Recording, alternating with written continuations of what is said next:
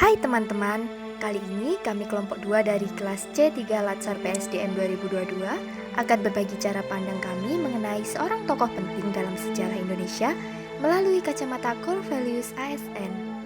Kelompok kami beranggotakan 4 orang, yaitu Lampot dari Itjen dan Erin, Cihan, dan Yafi dari DJPB. Tokoh yang akan kami bawakan adalah Presiden ketiga Indonesia, yaitu Bapak B.J. Habibie. Dalam masa pemerintahannya yang sepandang lalu, beliau telah menorehkan banyak pelajaran bagi bangsa Indonesia. Mari kita bahas satu persatu. Nah, untuk selanjutnya, untuk nilai berorientasi pelayanan, Pak Habibie menjadi Presiden ketiga Indonesia pada tahun 1998 dikala terjadi krisis negara yang sangat dahsyat. Namun, prestasinya cukup diacungi jempol dikarenakan ia dapat membangkitkan bangsa Indonesia dari keterpurukan. Selanjutnya, nilai akuntabel. Pak Habibie merupakan tokoh yang bertanggung jawab atas kepercayaan yang diberikan. Hal ini ditunjukkan dari salah satu prinsip hidupnya, yaitu mentalitas sepeda. Kalau Anda naik sepeda, lalu Anda berhenti, maka Anda jatuh. Jadi, kalau saya berhenti bekerja, maka saya mati. Begitulah prinsip mentalitas sepeda yang menggambarkan semangatnya dalam bekerja keras. Sikap ini merupakan bentuk pertanggungjawabannya atas kepercayaan yang diberikan kepada beliau, yang menggambarkan nilai akuntabel. Kompetensi. B.J. Habibie dikenal dengan kompetensinya dalam bidang pesawat terbang. Pada tahun 1954, beliau berkuliah teknik mesin di ITB. Selanjutnya pada tahun 1955 sampai dengan 1965, beliau berkuliah di Jerman pada studi ilmu konstruksi pesawat terbang.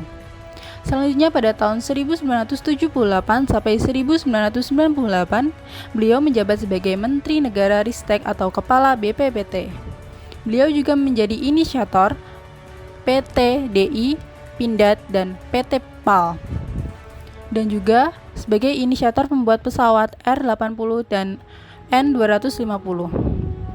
Selain itu, dalam masa pemerintahannya sebagai Presiden Republik Indonesia pada tahun 1998, beliau berhasil membentuk undang-undang yang berpengaruh di Indonesia, diantaranya Undang-Undang Pemilu, Undang-Undang Partai Politik, Undang-Undang Pers, Undang-Undang Otonomi Daerah, Undang-Undang Pelindungan Konsumen, serta Undang-Undang Bank Indonesia.